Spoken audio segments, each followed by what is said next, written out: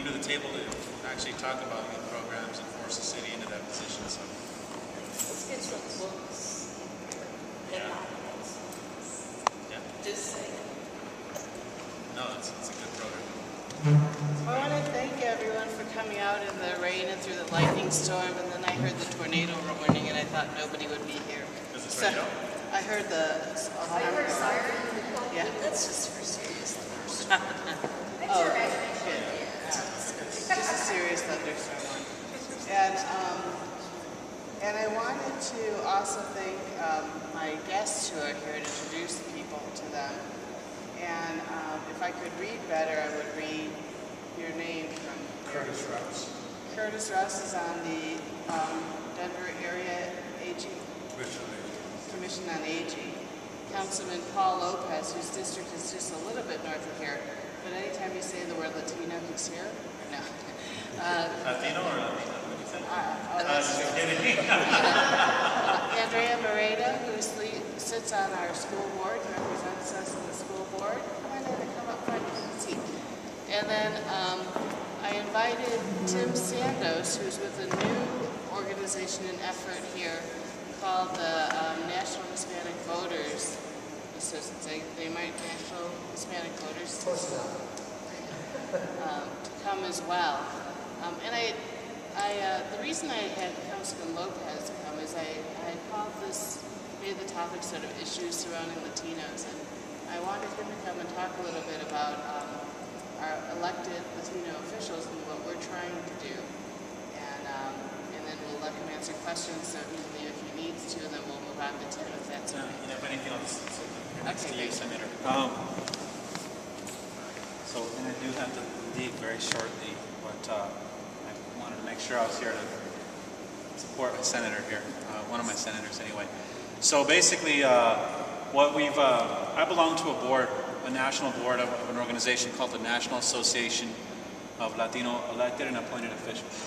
And basically it serves three purposes. One,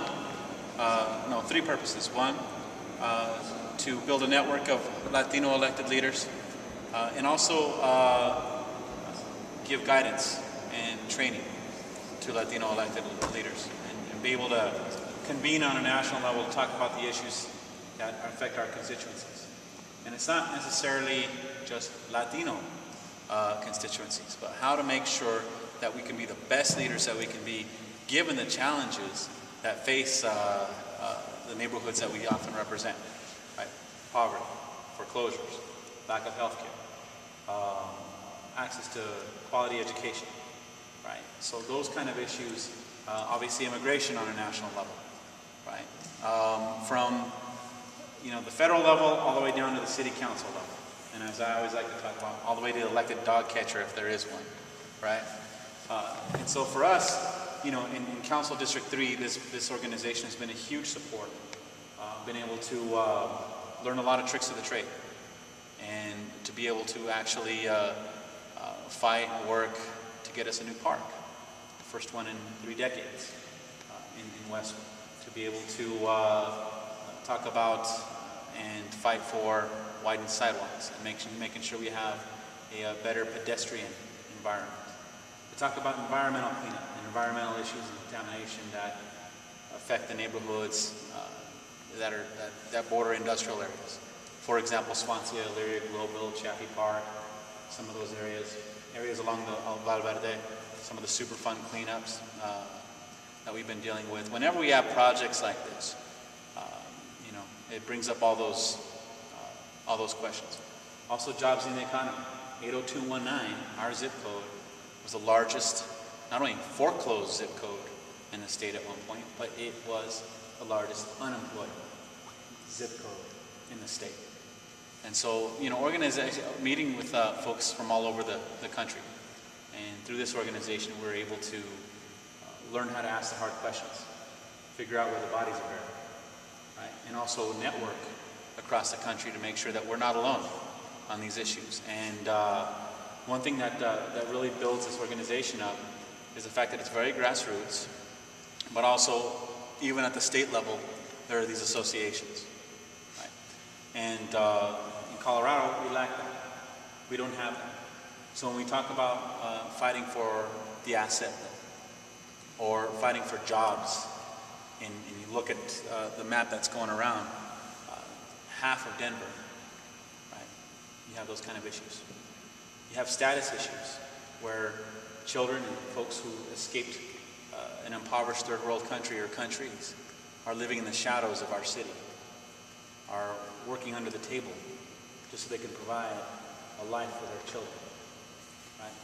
You know, whatever your opinion is on immigration, whatever your political tendencies or leanings are, there's no way that in this country should a child go without education, without food, without a roof over their head, and without the ability to determine their own destiny.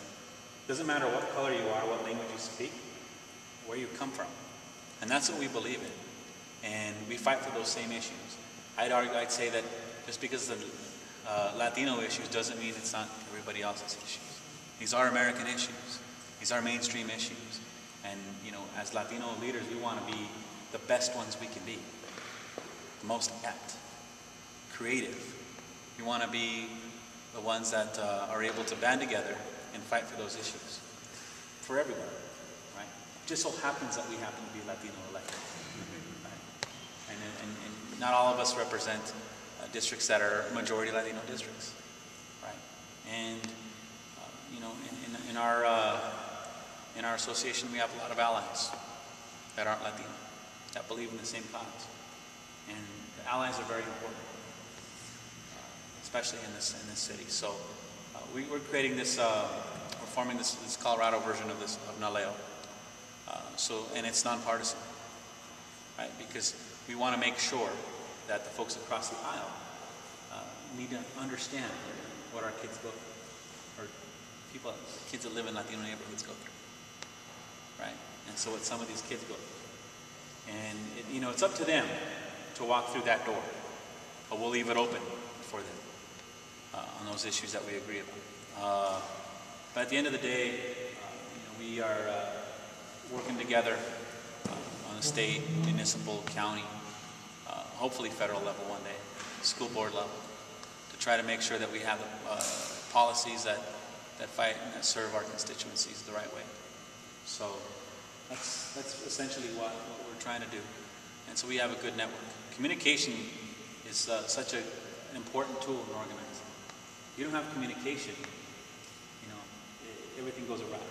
And so at least we're trying to keep those windows of communication open. Even within our little organization that we're trying to form, there's a lot of disagreement. Education reform, healthcare, immigration, and even the asset bill. Now, there's only one guy I know that didn't vote for it, that wasn't supportive of it. Happens to be a Latino. You know, his last name happens to start with an R. But the door is open, and you know, should that person or any person say, "Hey, look, I will support the asset bill," we'll have their back. We'll have their back on that issue, right? So I don't want to dominate the conversation, but that's what it's about. And I want to make sure that folks are able to ask questions about it as well too. So if any of you happen to have been not familiar with what the asset bill is, it's Senate Bill 15, or tuition equity. And one of the things that is somewhat contentious in our state is that unfortunately there are children who are brought to this country at very young ages and go to school here in the U.S. and often don't realize that they actually aren't citizens until it's time to go to school, college, and they find out they are not documented. Or really, they probably find out when it's time to get a driver's license, because it's hard to get a driver's license if your parents don't have a driver's license and stuff. And so what the asset bill would have done was allowed children who have had at least 3 years of high school education in Colorado to get a discounted tuition rate. They could pay a standard rate. It didn't include the College Opportunity Fund, but it brought the tuition rate from the out-of-state rate of $30,000 down to $10,000. And then kids who are U.S. citizens get about $7,800 because there's a College Opportunity Fund that kicks in some as well. So it wasn't as inexpensive. And it passed out of the Senate which is right now controlled by the Democrats, and went to the House, where it for the first time passed a committee. So it was progress that passed the House Education Committee, with the chairperson, Representative Tom Massey, from sort of the Longmont area, voting yes in favor of the bill, even though he was Republican. And then Representative Robert Ramirez, who is Hispanic, actually voted against the bill. That's who he was referring to.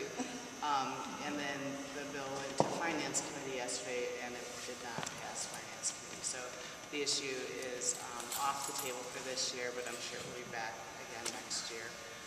Interestingly, one of the most interesting things for me is that there are about 13 other states that have this type of a program, and including a number of states that surround us, and including a number of states who actually are led by Republicans. And they see it as an economic development issue, that it's you've invested this much money already in the children's education. They're most likely going to stay in this country since they've never known life in their home country. And the better educated we can get them, the better off they'll be in terms of getting jobs and contributing to the economy in the future. So I'm sure we'll see that come back next year. And this is the right thing to do. It's the absolute right thing to do, and this is the principles that the Democrats strongly believe, right? And principles that even Ronald Reagan spoke about, right? Principles that folks that we never would think. I mean, who was it? Orrin Hatch in Utah actually brought the DREAM Act to the floor for the first time. A Republican from Utah, right? And believe me, I mean, I'm the first to tell you, I didn't. My dad's from Mexico. I was born here, right here in Westwood. The first time I had ever gone to Mexico, I wore baggy pants, looked like a little cholo, creased t-shirt, really big clothes, the kind you see them, right? And they laughed at me. I stuck out like a sore thumb. I didn't realize how American I was until I went to Mexico. But you were cool. Huh? He thought he was cool. I thought I was cool. Out here, down there, they didn't dress like that. They didn't, they didn't iron their sweats like we did up here, their jeans, and it was a culture shock. So here's me, a 15-year-old, going back with the ability to come back.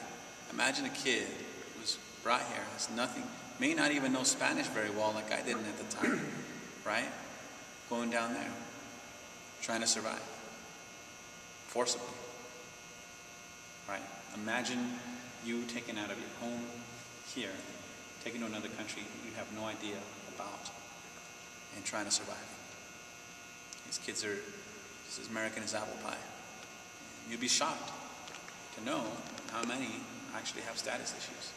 Folks that you may know. These brilliant kids.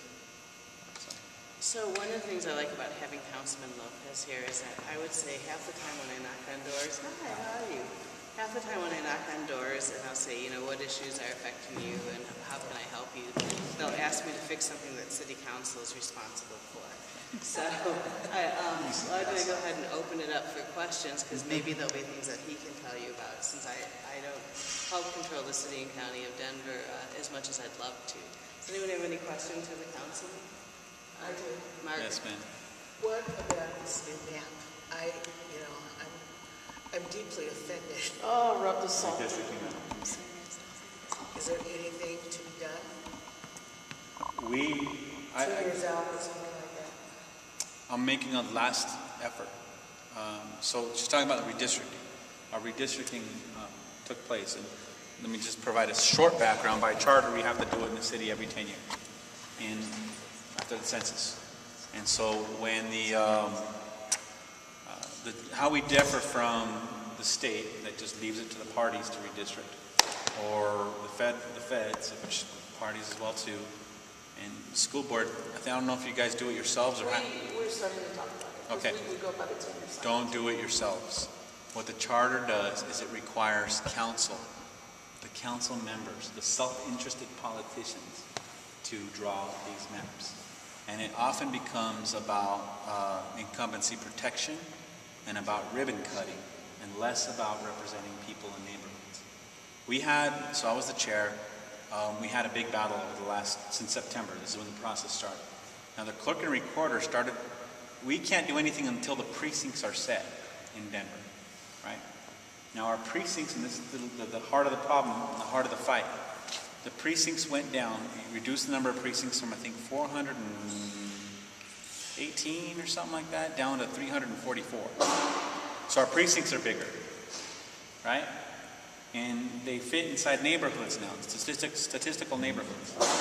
And we have those bigger building blocks in neighborhoods to put this map together. Well, there's a lot of change because out in Stapleton and Green Valley Ranch, they grew to be their own council district. That's how fast those neighborhoods have grown. And because of that radical change, now all the last reapportionments, redistricting in the city, we didn't have that kind of fast growth like that, right? So our changes over the years have been small. Little shifts here and there in our districts have looked pretty much the same for the last 30 years. This one caused an upheaval because they required radical changes, bigger changes. Now Council District 11 cuts off at Havana. From Havana to Tower to the city limits, they're their own council district, where it actually used to come all the way into Park Hill, right? And to this day, I bet you, I guarantee you right now, they've picked up another 5,000 people. It's still building as we speak. What's the changes here? The changes should have been out east. Changes should have moved southeast. Every council district should have changed. Unfortunately, it didn't. I had maps that, I produced 26 different maps. Only 2 of those saw the light of day.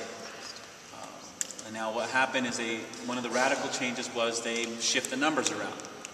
And they got rid of Council District 9. They cut it off at Inca Street. It became a downtown Denver, Lodo, and 5 Points district. It left out everything to the west like it normally does, cuts off at Zuni, right?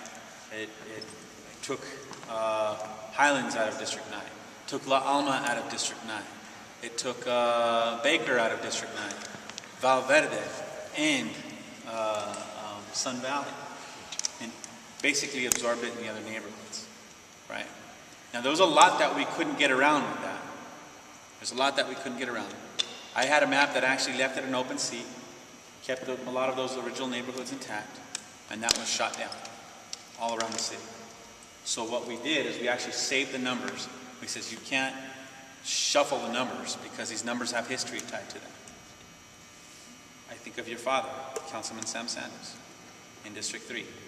We have records from Ramona Martinez and Rosemary Rodriguez, right? We have their files. Small box, but we have some of their files and their history. The same is true with Hiawatha Davis in District 8 to Aldous Brooks now. And we want to keep that history in the city. It's more important than politicians shifting it around, right? 2 maps came out. One that was map D, that was the map that I created to be the balance, right? Between another map that I had that was a little bit more radical and map C, which did that number shift and which got rid of District 9 completely. Map D kept Sunnyside, kept Chaffee Park, a piece of Highlands in 9. Valverde stayed in Council District 3, which is where it should have been in the first place. It kept Rosedale in District 7. It was a better balance, right? And what happened is at the last council meeting, map F, which was map C reincarnated, was the one map that went through. And it was sad to see it happen because it removed Chaffee Park and Sunnyside from Elyria and Swansea and Globeville. Those neighborhoods have been fighting those contamination issues from day one. They have the same poverty issues. They have the same foreclosure issues. They have a lot in common. And it's split right in half. So now, downtown Denver has the power over Elyria and Swansea. And in District 1, that little corner where you have, the Quig Newtons and that area, they are now missing half of their power base for their issues. What does that mean? That the issues that affect those neighborhoods are drowned out by the rest, are diluted. Valverde is now in District 7. Michelle, I fought for you, and I fought for this. Athmar Park is now out of District 3, and I fought to keep Athmar Park, our piece of it. It is now in District 7 completely, along with Valverde.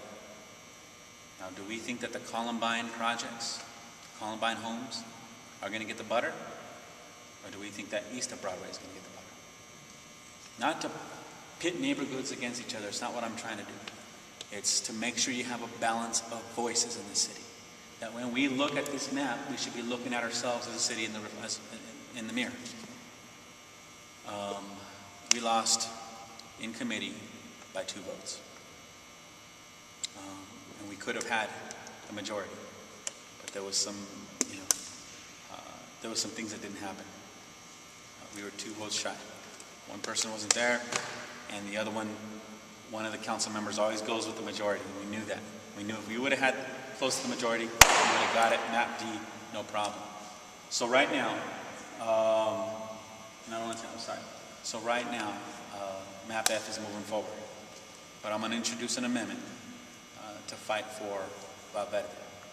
Some people will call this packing, but I know Valverde's issues. I know their issues. They don't have representation. They don't even have an R&O. And we've been trying, my office has been trying to help them establish it with Mona Jones and some of the folks in the Columbine homes.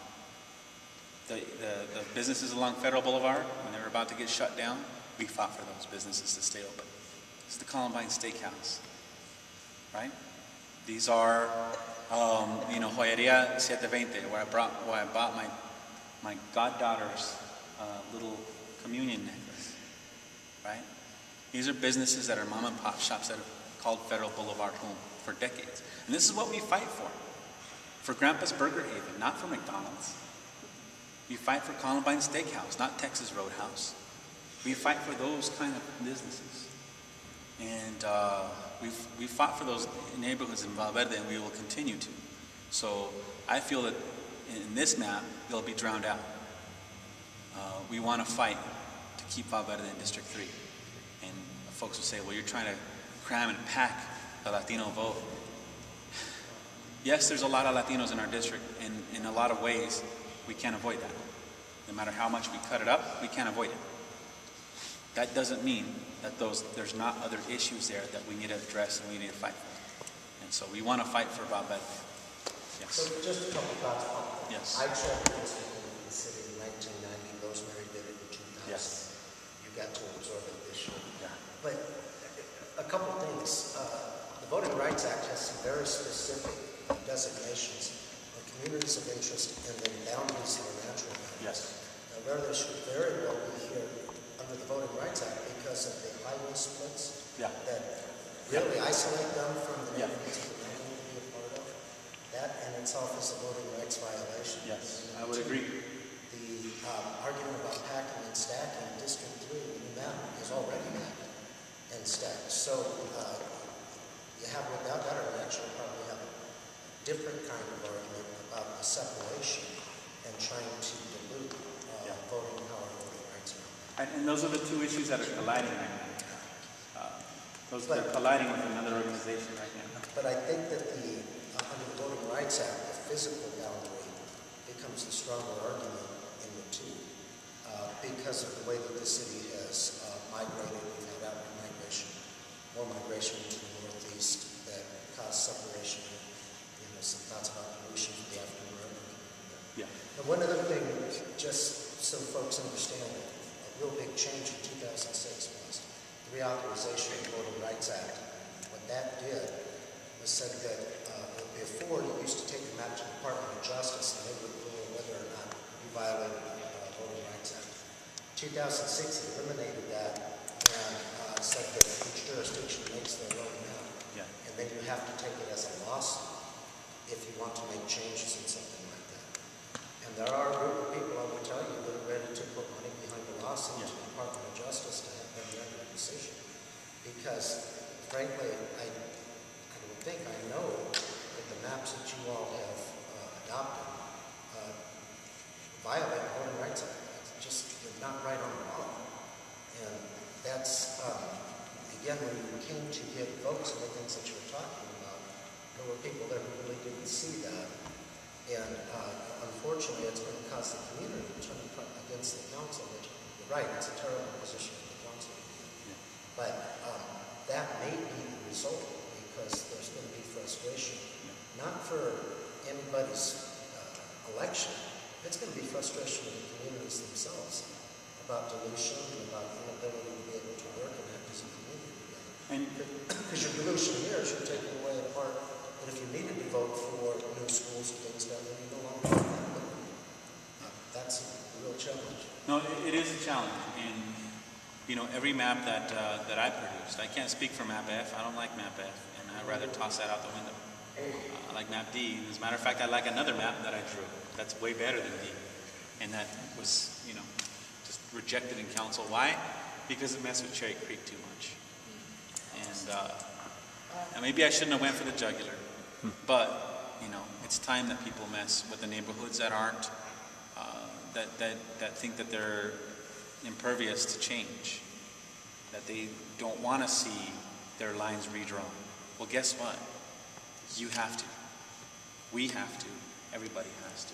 So I think, you know, for us, that's what it was about, and we want to make sure that Denver is well represented and people at the table. One person, one vote. Now I know that you know, there are folks that want to challenge in the lawsuit. Fortunately, you know, I'm on the legislative branch. We get to watch it, and I know I did my best job. I went all around the city, central Denver, southeast Denver. I was at every public hearing, and in every public hearing, it was like Fight Club. I'd come home with broken ribs, a busted lip.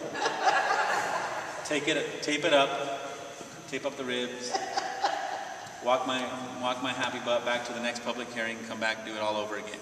But I did it with pleasure, because for me it was about listening to people. It was about understanding folks' autonomy and what they want to see in their city. And you know, I know I did my best job. Politics, however, are politics, and they are what they are. And that's just the reality of this.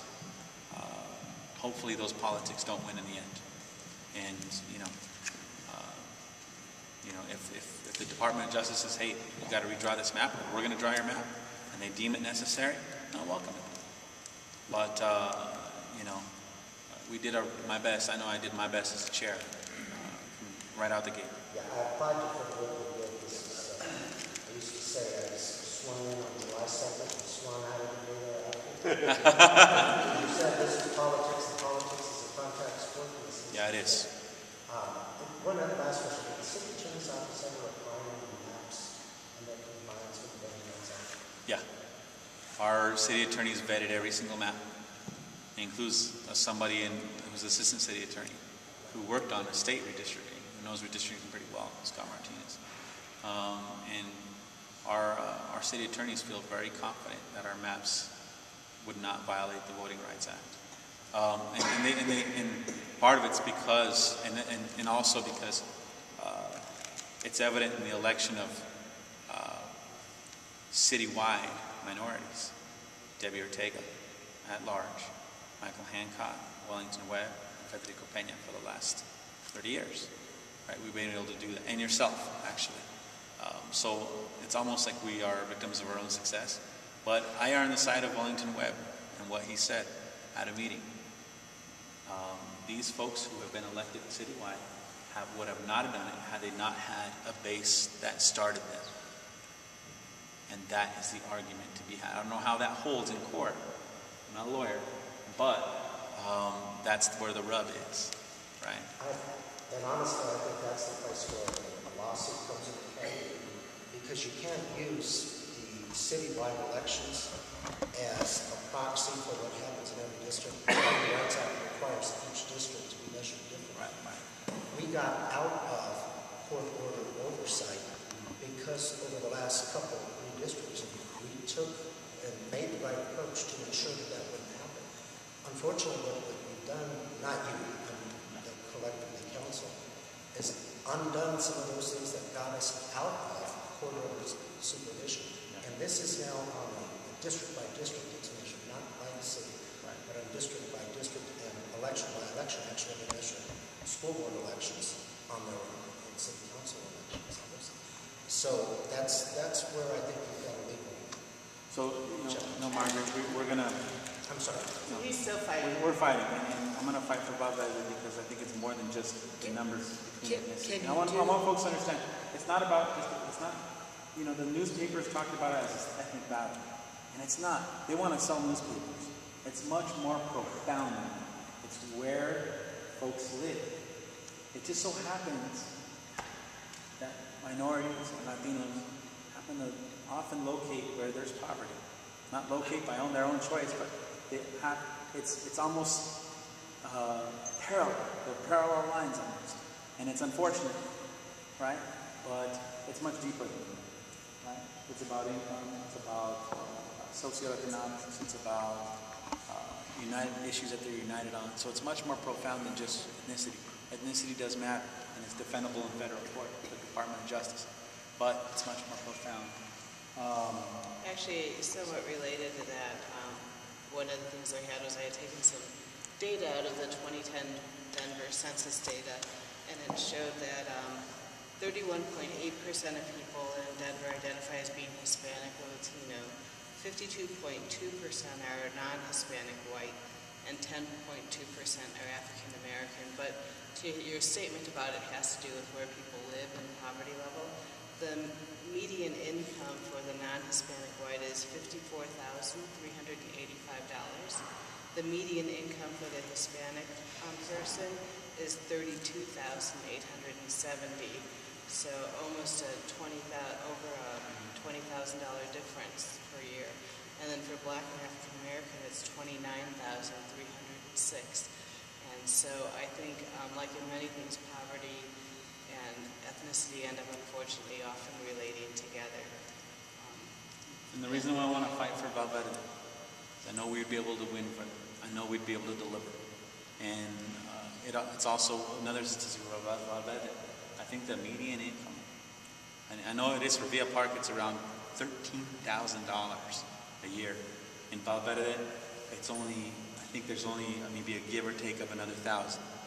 And the other statistic in Valverde, I think something that you know of, Director Merida, is that of adults 25 and over, right? 25 and over.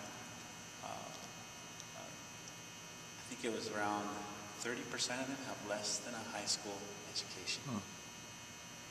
That is appalling. And this is why these neighborhoods need to have a collective voice. I think they'd have a stronger voice with Villa Park and Barnum and now Sun Valley and Lama Lincoln Park, right, in District 3, than they would in Council District 7, right, because they have very common issues.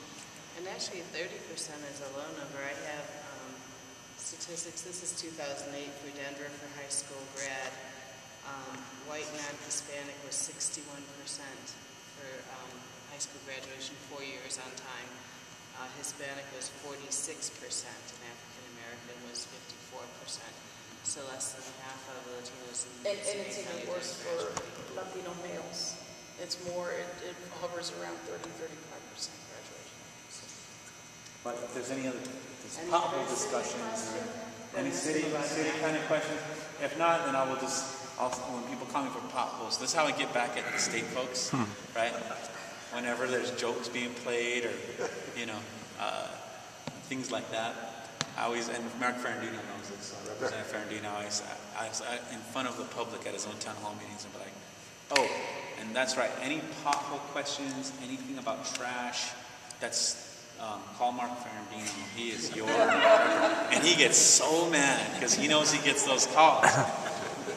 Yeah, and I told him, I said, don't make fun of me in the public, don't embarrass me, because I will embarrass you, and I will make your life, I'll give you a taste of what we go through on city council, so. Well, I have to tell you this funny story. I was walking